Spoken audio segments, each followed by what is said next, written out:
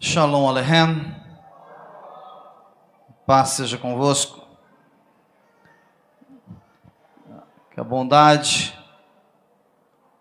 o amor, a misericórdia e toda a sorte de bênçãos do Eterno sejam sobre vós. Vamos estudar um pouquinho? Nós viemos de um conceito cristão, que você chegou na igreja, cantou, sapateou, o céu já desceu e você foi cheio para casa. Isso inventaram essa história para você. Isso não existe. Ninguém vai cheio sem palavra.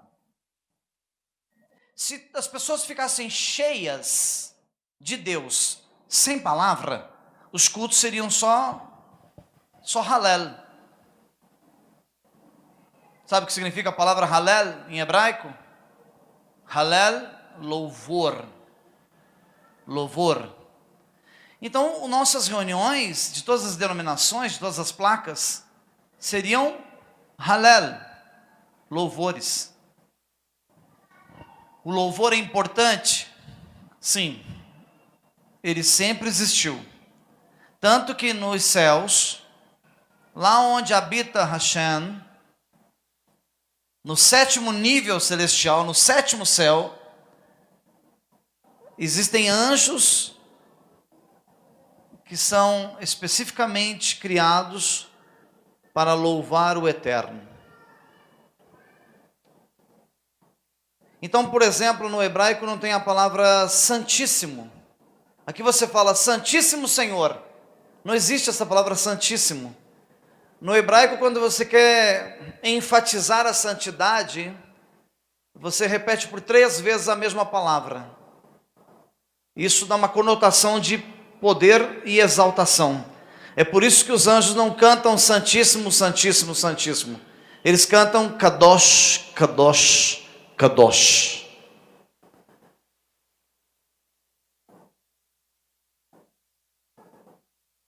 Então o louvor não foi criado pelo homem, foi criado pelo próprio Eterno. Mas a palavra também foi criada por Ele. Aliás, eu já ensinei aqui, eu vou só frisar para quem não ouviu. Os 5 primeiros livros da Bíblia, os 5 primeiros livros, chamado Torá, é o pilar do universo. Todas as estrelas e sóis, ou melhor, todos os sóis que são estrelas, quando você olha para o céu e vê as estrelas, não são estrelas, são sóis.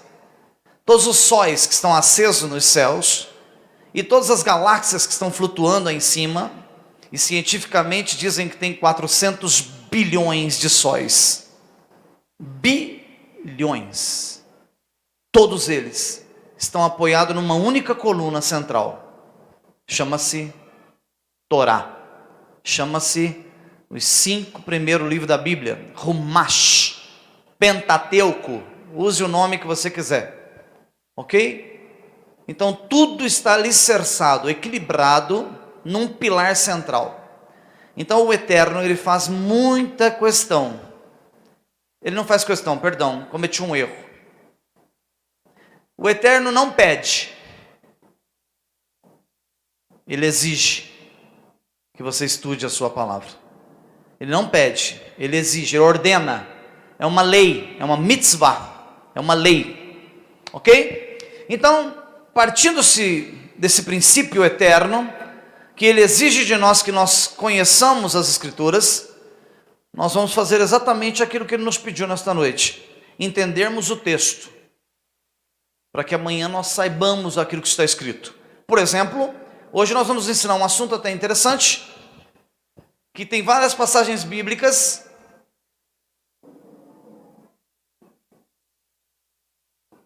que falam que Yeshua disse a Kefa: o galo cantará quando você me negar. Ou seja, aqui em Matitiahu, ele diz assim: antes que o galo cante, tu me negarás. Antes que o galo cante. Mas eu quero ensinar para vocês, porque essa casa é uma yeshivá. O que é uma yeshivá? É uma escola judaica. Aqui nós ensinamos o texto como ele foi escrito, e não como você está acostumado a ouvir. Nós tivemos um grave erro no percurso, nos séculos, que a igreja de Roma, ela distorceu os textos. Então, por exemplo, o que você vai ouvir hoje é uma distorção do texto. Não é bem isso que está escrito. Vou te dar um outro exemplo. Quantas vezes você já ouviu pregador, missionário? Quantas vezes você já leu na Bíblia sobre o ladrão da cruz? E tem gente que dá uma ênfase e fala: o ladrão converteu ali naquela hora. E já foi para o seio de Abraão, foi para o paraíso. Quem disse que ele era ladrão? Será que ele era ladrão? Roma escreveu o que era. Porque na hora de traduzir os textos, eles distorceram, adulteraram o texto. Diz que El-Azar, quem é El-Azar? Vamos falar o nome dele traduzido para o português? Lázaro. Lázaro era um mendigo na porta do rico. Ei, quem disse que ele era mendigo? Será que ele era mendigo mesmo? Eu acho que estamos equivocados. Então eu vou começar a trazer uma série de revelações para vocês. Se tem galo ou se não tinha galo. Se El-Azar era mendigo ou não era mendigo. Se o crucificado era ladrão ou não era ladrão.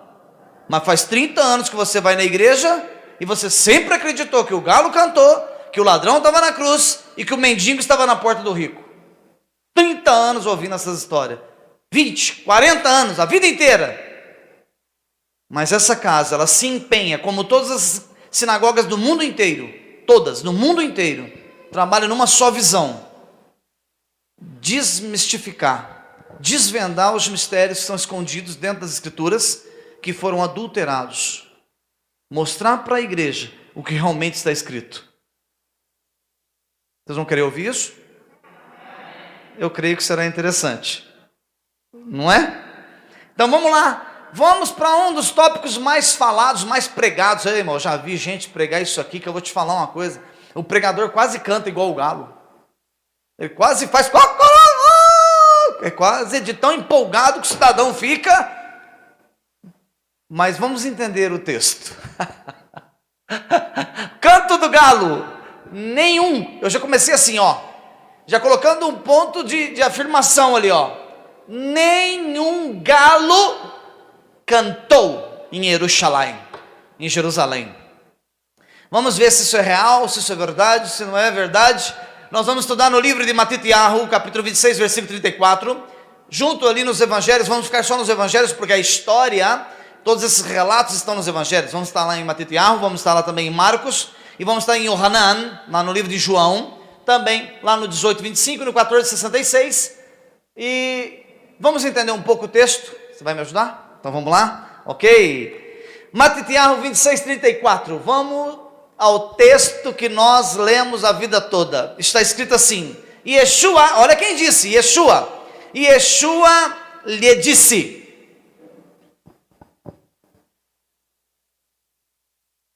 digo que esta noite, antes que o galo cante, você me negará 3 vezes. Você pode pegar a Bíblia judaica, pelo Davi Stan.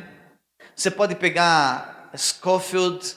Você pode pegar a Russell Shedd. Você pode pegar João Ferreira de Almeida. Você pode pegar a tradução na nova linguagem de hoje. Você pode pegar a tradução que você quiser, vai estar escrito essa mesma frase. Todas as denominações leem essa mesma frase, ok? Então Yeshua disse para ele, antes que o galo cante, está bem claro, bem nítido, antes que o galo cante, não está escrito outra coisa, está escrito o galo, esse animalzinho aqui. Antes que o galo cante, você me negará 3 vezes. Vamos em frente? Preste atenção, porque o texto é um pouco grande, mas eu quero que você preste atenção aqui, o que está escrito. Matitiahu, capítulo 26, versículo 69 até o 74, está escrito o seguinte. Kefa, olha, o nosso problema é que nós temos que entender quem, onde e quando. Por quê e para quê? O judaísmo, ele ensina todos os fundamentos do texto. Você tem que entender tudo o que está escrito. Você não pode perder uma vírgula do que está escrito, porque pode mudar tudo no texto. Então vamos atentamente observar o que está escrito aqui nessa passagem. Kefa, Pedro, estava sentado no pátio quando uma serviçal, aproximando-se dele, disse: você também estava com Yeshua da Galil? Você também estava com aquele homem da Galileia? Mas espera aí, ele estava sentado no pátio e uma serviçal abordou ele. Que pátio? No pátio do shopping? No pátio de alguma praça lá perto de Jerusalém, algum bairro? Que pátio? Então nós temos que entender onde está acontecendo essa história. É aí que está o cerne do real valor, da profundidade do texto. Você também estava com Yeshua da Galil? Mas ele negou diante de todos, dizendo: não sei do que você está falando. Depois saiu em direção à porta, onde outra criada, é muita criada, é muita empregada num pátio só. Esse pátio tem alguma coisa de interessante nele. Outra criada o viu e disse às pessoas que estavam ali: este homem estava com Yeshua de Nazaré. Novamente ele negou, jurando: não conheço esse homem. Pouco tempo depois, os que estavam por ali chegaram a Kefa e disseram: com certeza você é um deles.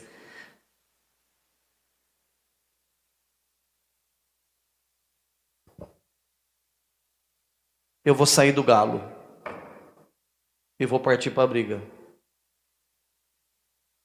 Tem muita gente que é messiânico. O teu andar te condena. Se você está de kippah na rua, eles te abordam.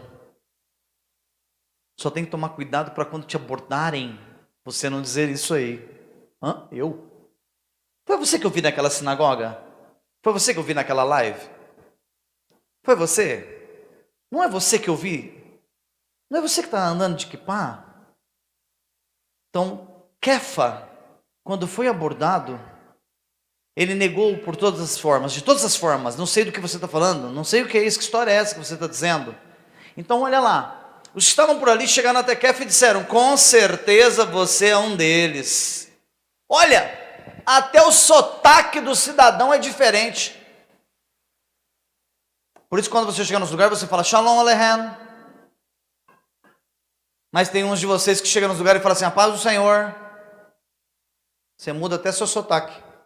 Você tem vergonha de onde você congrega. Por que eu não consigo ministrar sem bater? Não tem jeito, uma vezinha só? Não tem? Qualquer lugar que eu entrar nessa cidade, o cidadão vem para o meu lado, pegar na minha mão, sabendo que eu sou um sacerdote, e ele fala: paz do Senhor, eu digo Shalom. Você também? Shalom, isso mesmo, tá vendo, discípula? Vai nesse caminho aí, hein? Não arreda, não. Então, vamos lá.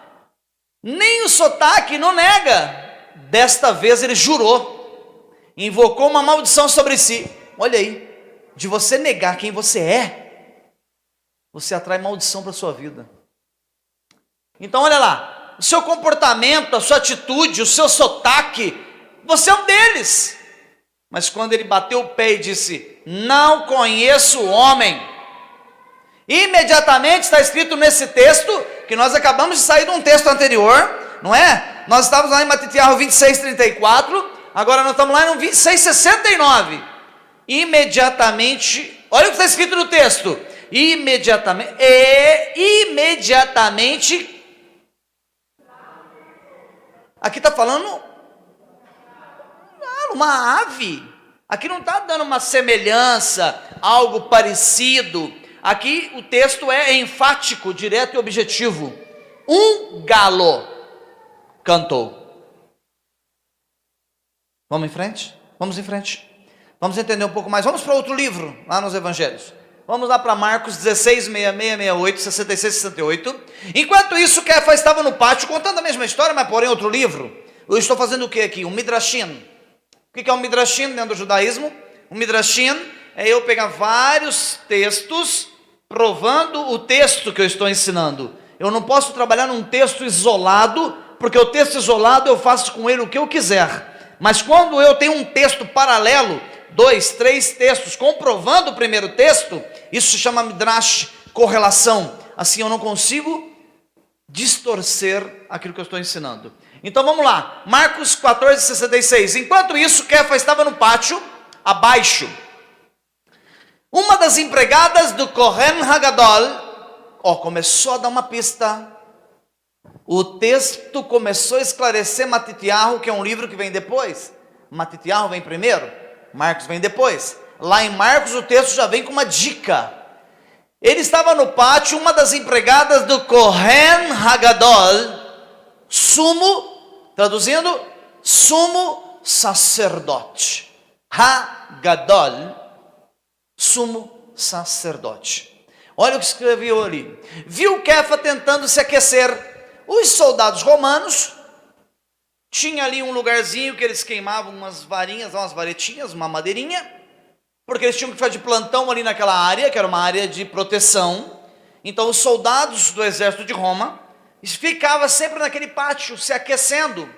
Isso já era pela madrugada, e quem chega lá, nesse lugar que eles se reuniam para se aquecer à noite, uma noite fria, ele chega lá no meio, a galera se aquecendo, Kefa entra no meio como quem não quer nada, disfarçadamente, como não sei de nada, estou por fora, estou chegando agora.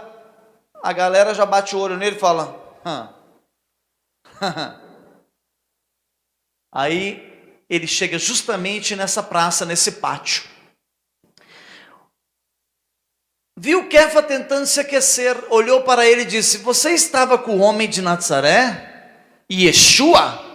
Mas ele negou, dizendo: não tenho a menor ideia do que você está falando. E ele saiu para a parte da frente da casa. Então tem uma casa, Kohen Hagadol, e tem um pátio, e as serviçais estavam andando no pátio ali pela madrugada. Então ele saiu pela frente da casa e o galo cantou. Agora, como que pode um texto que tem que afirmar ou confirmar o outro texto? Na hora da adulteração do texto, eles fizeram isso numa sequência cirúrgica, fazendo minuciosamente. Por isso que demorou 200, 300 anos para fazer uma mexida em todos os textos bíblicos. Levou anos, mais de século, para poder fazer essa adulteração, para tirar o cerno. Ou seja, deixa eu usar um outro termo aqui mais complexo um pouquinho, mas eu tenho certeza que vocês vão entender. Qual que era a intenção de Roma? Desjudaizar a Bíblia. Então as pessoas pensam que a Bíblia é romana. Tem sacerdotes romanos que soltaram um vídeo no YouTube que disseram: a igreja está acima e a Bíblia está abaixo. Quem escreveu a Bíblia fomos nós. Então o que eles fizeram?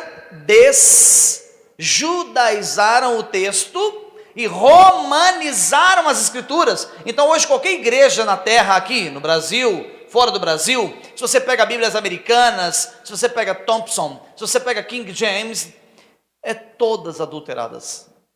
Por quê? Porque lá atrás eles vieram minuciosamente mudando os textos para tirar o sentido judaico das Escrituras, porque a Bíblia é judaica, os personagens são judeus, os patriarcas são judeus, Jesus é judeu de alma, de espírito, de carne e osso e de DNA, pai judeu, tio judeu, avô judeu, bisavô judeu, tataravô judeu, mais de 3.000 anos de genealogia judaica, filho de Noé, de Noa, e Yeshua é filho de Shem, que é filho de Noa. Pense só, quase 2.000 anos mais tarde nasce Yeshua, que é filho de Davi, que seu pai é filho da genealogia de Davi, que são filhos de Abraão. Então Deus não perde. Deus não perde a matemática. O fio de existência permanece. Olha que coisa linda. Então o intuito da igreja romana foi descaracterizar, desviar-nos do propósito, da verdade, da realidade. Vamos em frente? Vamos entender um pouco mais? Ainda em Marcos capítulo 13, versículo 35, até o versículo 36, está escrito assim, ó: fiquem alertas, vocês não sabem quando o dono da casa voltará, quer ao anoitecer, quer à meia-noite, ou ao cantar do galo, ou ao amanhecer. Esse versículo não está falando de Kefa, esse versículo está falando da volta do Mashiach, está falando da volta de Cristo, está falando da volta de Yeshua. É um versículo apocalíptico, e num versículo apocalíptico, a ênfase é a mesma. O Senhor, olha lá, fiquem alertas, vocês não sabem quando o dono da casa voltará. Quem é a casa? Nós somos o Beit somos nós. Vocês não sabem a hora que o dono da casa vai vir. Olha lá, quer ao anoitecer, quer à meia-noite. Se anoitecer é um horário, a meia-noite é outro horário, o cantar do galo é outro horário, e amanhecer é outro horário. Então nós estamos falando de 1, 2, 3, 4 horários. Então o cantar do galo aqui está falando de tempo, cronômetro, relógio, ok? Mas usaram a mesma termologia, usaram a mesma coisa, cantar do galo. Então eles tiveram o maior cuidado para não deixar escapar o original numa frase e o texto adulterado na outra. Porque assim, quando qualquer teólogo fosse fazer aí uma ministração, ele não teria para onde escapar, a não ser que ele estudasse dentro do contexto original, a não ser que ele fosse lá dentro dos Midrashim, fosse lá dentro do Talmud, fosse lá dentro da Mishnah, dentro dos livros que acompanham as Escrituras, que vem explicando versículo por versículo, milenares, de 2.000, 3.000 anos atrás. Então vamos em frente, para nós concluirmos o esclarecimento, que a ministração não é grande. Yohanan 18, 25 ao 27, está escrito: enquanto isso,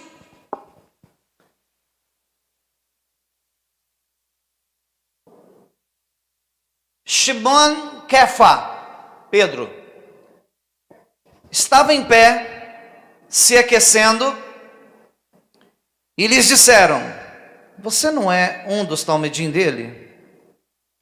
Ele o negou dizendo: não sou. Estou em outro livro, em outro capítulo, em outro versículo. Um dos escravos, olha, agora a coisa apertou, hein? Um dos escravos do Kohen Gadol, as serviçais eram do Kohen Gadol, o escravo era do Kohen Gadol. Os soldados romanos estavam no pátio da casa do Kohen Gadol. Imagina como é que era vigiado, como era policiado a casa do sumo sacerdote em Jerusalém. Ninguém chegava perto. Então olha aqui, um dos escravos disse assim, ó, ele era parente daquele cidadão que Pedro fez o quê? Que Kefa cortou a orelha. O cidadão estava lá se aquecendo. Pensa, olha onde Kefa foi parar de madrugada. Na fogueirinha que estava o parente do cara que ele cortou a orelha. Ele chega lá para se aquecer. O cidadão está lá se aquecendo junto com os soldados romanos. Passa o olho nele. Eu acho que eu te vi lá no Arvoredo. Eu te vi no Arvoredo. Arvoredo é uma pequena floresta onde os soldados romanos encurralaram Yeshua. E na onde eles chegaram para perguntar se era ele mesmo, e Kefa arrancou a orelha. Os soldados estavam lembrando daquela passagem. Não era você que estava lá no Arvoredo? Só faltou ele dizer, não foi você que cortou a orelha do meu parente? Aí, então Kefa negou mais uma vez. Agora olha, o texto enfatiza. Em outro livro, repetindo-se a história com um pouco mais de detalhes, mas o texto enfatiza. E no mesmo instante, o galo cantou. Olha como é profunda essa questão teológica. E é por isso que nós ficamos muito por entender e não conseguimos aprender. Agora vamos entender um pouco mais profundo, porque a visão judaica, ela se embasa em conceitos milenares. Nossos patriarcas sempre estudaram muitos livros. Por exemplo, Adão, nosso patriarca Adão, lá no Gan Éden, lá no Jardim do Éden, Adão já estudava. Por isso que diz que o Senhor, na virada do dia, conversava com ele. Mas vocês acham que ele ia falar o que para ele? Oi, Adão, como é que estão os bichos aí? Bateu um papo com o jacaré hoje? Conversou com o leão? E a girafa? Está passando bem? Hã?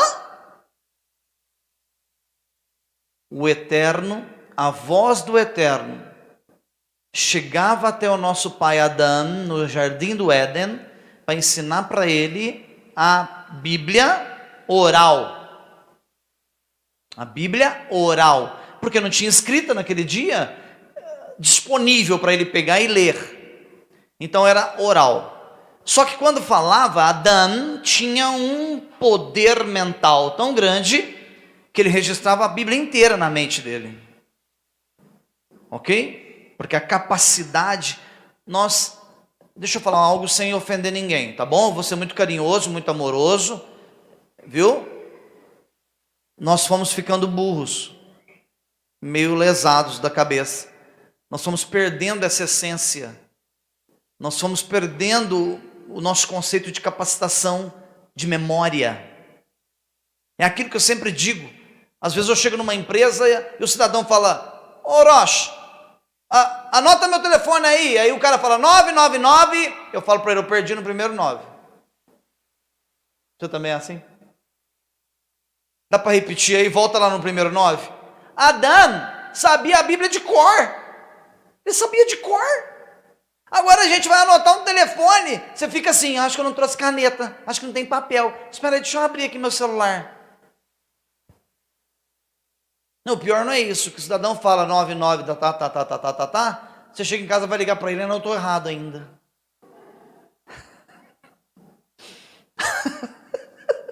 É triste, mas é verdade. É triste, Maurício? É verdade. É só um número de telefone.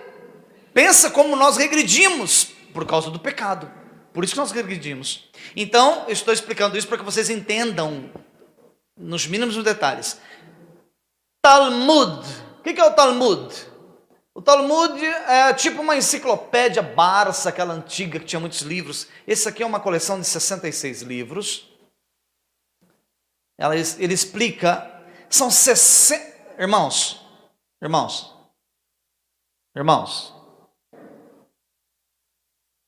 são 66 livros para explicar os 5 primeiros da Bíblia. Acho que vocês não estão entendendo. São 66 para explicar os 5 primeiros. Mas se você ler os 66, você vai precisar da Mishnah. que tem mais ou menos mais uns 60, 70, 80 livros, que explica o Talmud. Aí você vê um irmão pregando e ele fala, é hoje. Ele não lê nem o texto direito, não entende nem o que está escrito aqui. É profundo? É muito profundo. Então vamos lá, isso aqui é tudo divino, tá bom? O Talmud existe há 5.000 anos. A explicação das escrituras. Olha que legal. Tratado Bava Kamá é um tratado. O que significa tratado? É como se fosse um capítulo, tá bom? Deixa eu simplificar para vocês. Talmud Bava Kamá, capítulo 7, versículo 7, é um primeiro tratado de uma série de tratados talmúdicos que lidam com a matéria civil, tais como danos e delitos. Por exemplo, o que significa tratar de danos e delitos? Deixa eu dar uma pincelada bem rápida. Você está andando na rua,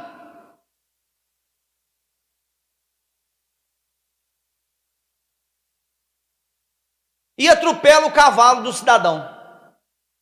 Mas aquele cavalo era de uma carrocinha dele catar papelão. O tratado talmúdico, o que ele ensina? Atropelei o cavalo do cidadão e matei o cavalo. Certo. É só eu ir lá e comprar outro cavalo e dar para ele. Não, errado. Porque se ele ficou sem o cavalo 5 dias até você procurar outro cavalo, 5 dias ele tinha coletado 1.000 quilos de papelão.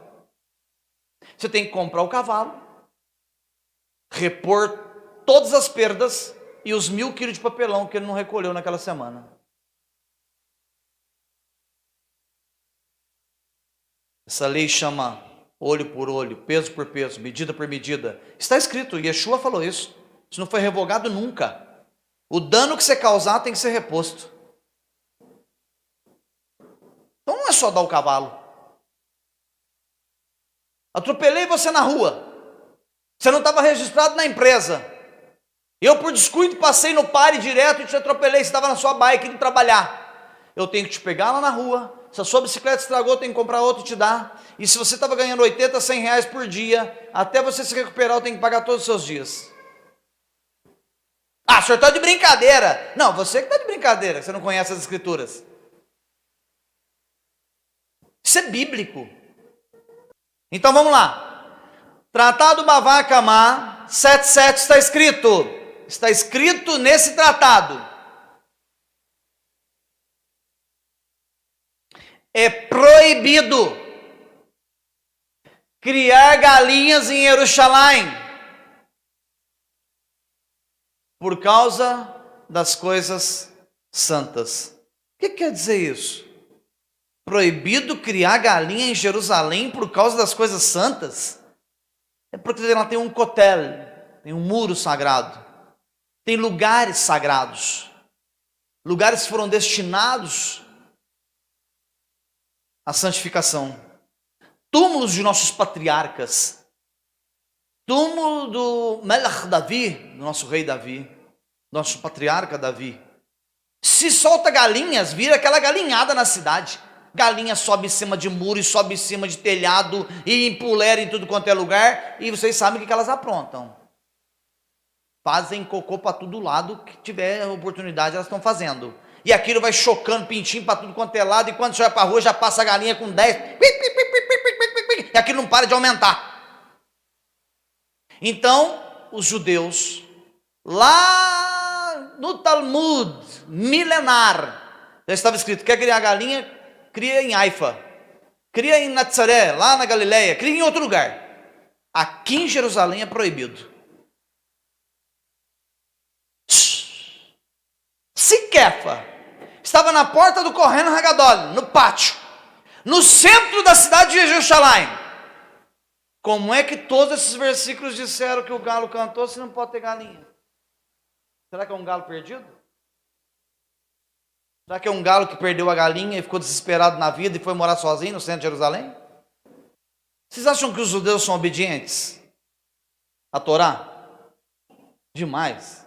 São obedientes ao Talmud? demais.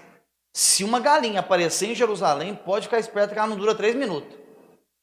Eles somem com ela, torcem o pescoço dela. Então, só se for uma galinha suicida que estiver andando por ali. Um galo suicida, porque vai morrer. Orochi, espera aí. O senhor leu aí 5 versículos da Bíblia, ou 6, falando que o galo cantou, que Jesus vai voltar. Você não sabe se é na noite, se é anoitecer ou amanhecer, se é à meia-noite, se é no canto do galo. Mas como assim, se não tem galo? Vamos entender. Os romanos dividiam a noite em 4 vigílias. A primeira vigília da noite começava logo ao pôr do sol, às 18 horas, que é o horário divino. O horário de Deus começa às 18 horas. O horário de Roma é meia-noite. É por isso que o nosso dia vira às 18 horas. 6 horas e 1 segundo já virou o dia. Hoje não é domingo. Já é segunda para nós desde as 18 horas. Ok? Mas nós somos obrigados a andar pelo calendário gregoriano, romano. Então nós temos que acatar o relógio que vira meia-noite, que termina o dia nas trevas e começa o dia nas trevas. Já o relógio de Deus termina o dia na luz, às 18 horas, e começa o dia na luz. Então, os romanos, o exército de Roma, que estava cuidando, que tinha tomado Jerusalém naquela época, estava sob o governo, sob o poder político de Roma, dividiu as vigílias, que já era feito assim lá em Roma. A primeira vigília, ao pôr do sol, às 18 horas até 21 horas, chamava Primum Galicinum. A segunda, das 9 à meia-noite, Secundum Galicinium. Já da meia-noite às 3 da manhã, era Tertia Galicinium. Já a última vigília, que era das 3 da manhã até a aurora, era chamada Quarta Galicinium. Então, quando os tradutores viram isso escrito aqui, deixa eu ler o texto. Então, quando eles viram isso escrito lá, tu me negarás antes do Galicinium quarto, antes do Galicinium terceiro. Não, o padreco que leu foi galo. E nós estamos contando com esse galo até hoje.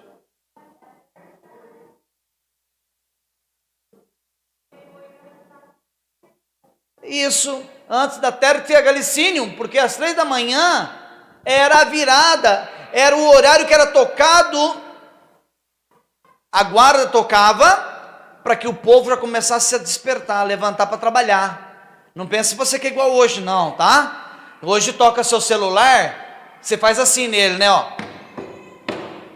Eu não quero acordar agora não.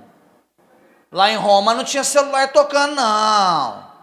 A hora que dava o toque das 3, você podia pular da cama, porque o soldado romano ela te arrancava de lá se você não levantasse para trabalhar.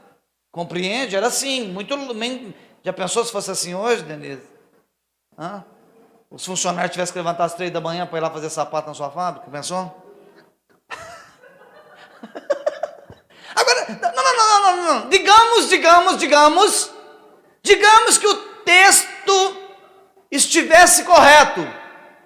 Olha aqui, gente. Me ajuda aqui, ó. Até eu comentei isso com a Jéssica outro dia. Ela falou, pai, eu não sabia disso. Mas tadinha, foi criada na cidade, né? Não sabe mesmo. Quer ver? Vai morar na roça. Olha como está escrito. Digo, esta noite, antes que o galo cante, você me negará 3 vezes. Gente, por favor. Quem aqui já morou na roça? Deixa eu te falar uma coisa. Aqui pro lado do Palestina, um galo canta aqui, não sei, 00:30, 1h. O meu lá em casa escuta, porque eles ficam conversando a noite inteira. Eu não sei que papo que eles têm a noite inteira. Não sei que conversa que é essa. Começa meia-noite, vai até às 5 da manhã. Eles ficam conversando. Então o daqui canta. O de lá escuta e fala. Lá embaixo do vale, lá embaixo. Daqui a pouco chegou lá na Márcia, lá no Paulo Borges, lá embaixo. Daqui a pouco chegou lá em Biraci, o canto que o camarada deu aqui no Palestina, aqui no bairro, aqui do lado, aqui no Jardim São Luís, aqui. O galo cantou aqui, daqui a pouco o canto chegou lá em Biraci, que eles foi passando um pro outro. Imagine só, se Yeshua fala para Kefa assim, olha, antes de você me negar 3 vezes, o galo vai cantar. Ia ser uma galaiada cantando naquele Jerusalém que ninguém ia aguentar. Ninguém ia saber que galo era esse. Pedro ia falar assim: Yeshua, seja mais claro, porque é tanto galo que canta aqui que eu não vou saber qual que é o que está cantando.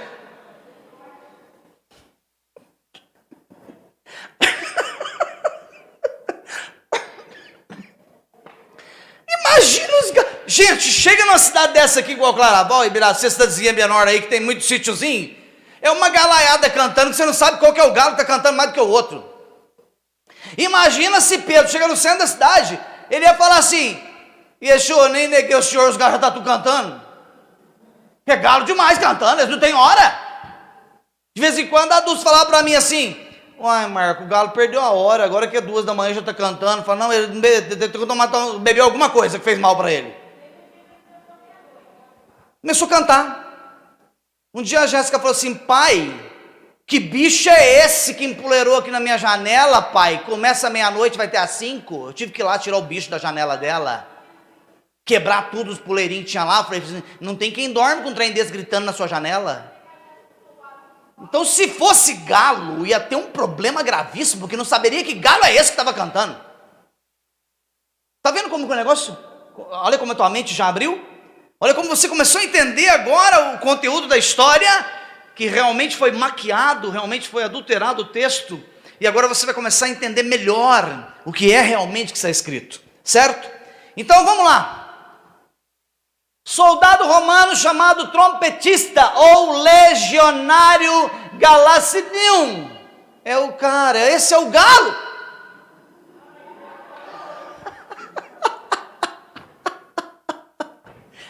Esse aí é o cara que cantou às 3 da manhã. Foi ele. Não tinha galo nenhum. Quando Kefa nega Yeshua pela 3ª vez, o soldado romano pega a trombeta no centro de Jerusalém e toca para o despertar do chamado Galacinium, um legionário, um soldado romano que ficava encarregado da trombeta, um trompetista que ficava encarregado de dar os alarmes dentro das 4 vigílias da noite. E por que não escreveram isso? Por que não escreveram aqui? Por que não está escrito aqui? Digo-te esta noite, antes do soldado romano tocar a trombeta, você me negará. Porque quando se fala isso na história, começa a levar você para uma vertente dos originais, do que realmente foi escrito. E o intuito foi desviar dos originais, maquiar a verdade. E vamos partir para encerrar? Marcos 14:66 eu já havia lido, mas agora eu vou enfatizar, tá bom? Para nós finalizarmos. Enquanto isso, Kefa estava no pátio abaixo. Que pátio? No pátio do palácio do Kohen Hagadol. Deixa eu te fazer uma pergunta. O lugar era sagrado. Esse é o sumo sacerdote que entrava lá no Beit HaMikdash, lá no Kadosh Kadoshim, lá no lugar santo, no lugar sagrado. É onde morava o Kohen Hagadol. O sumo sacerdote era vigiadíssimo. Eu te pergunto, o lugar é sagrado, protegido, vigiado. Galo iria fazer suas fezes ali naquela região? Sujar aquele ambiente? Uma vez que o Talmud já proibia? Jamais, jamais. Então olha aqui, ele saiu da parte da frente da casa e o galo cantou. Ou seja, na área central de Jerusalém, próximo ao Beit HaMikdash. Não pense você que o Kohen Hagadol morava longe do Beit HaMikdash, do templo de Salomão, ou do templo, o Beit. O templo era bem perto, a casa do Kohen era bem próximo. Toda aquela área era sagrada. Impossível ter galos ali. Uma vez que eu já provei isso, né? De outra forma. Então, por hoje, eu creio que a partir de hoje, nunca mais você vai ler esse texto lembrando de galo, ok? Nunca mais, quando um amigo teu te questionar, você fala, vou te mostrar um negócio interessante na Bíblia, ó. Lê aí Matitiarro, lê Yohanan, lê Lucas aí, vê se está escrito aí, se galo cantou. Agora eu vou preparar para vocês com calma, não sei quando é que eu consigo trazer, mas vou preparar com calma, para nós estudarmos sobre a missa do galo. Continua lá, né, porque o pessoal acredita que foi o galo mesmo, né. Aí tem a missa do galo, aquelas procissões todas lá dentro, né? E eles fazem aquela missa e põem o galinho no canto da tela. Ah, até alguém canta como um galo lá dentro para lembrar que o galo cantou. A coisa é bruta mesmo, para enganar, para manter o engano ativo, não é? Então veja só, se o Eterno assim permitir, eu vou tentar estudar um pouco mais, me aprofundar um pouco mais, para que vocês entendam se o ladrão da cruz era ladrão, e se Elazar realmente era mendigo, e realmente estava comendo das sobras na porta da casa do rico. Por enquanto vamos trabalhar em cima de desvendar esses mistérios, para que nós possamos a conhecer um pouco mais as Escrituras. Que o Hakadosh Baruch Hu, o santo bendito seja, permaneça sobre as vossas vidas, vos dando discernimento, conhecimento e entendimento, para que possa viver você segundo a vontade do Eterno, praticando a sua vontade e a sua palavra.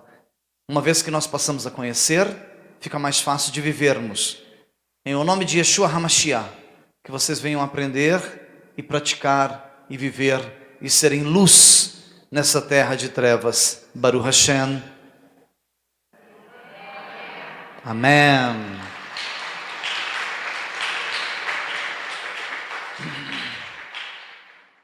Yevarecha Adonai veishmerecha,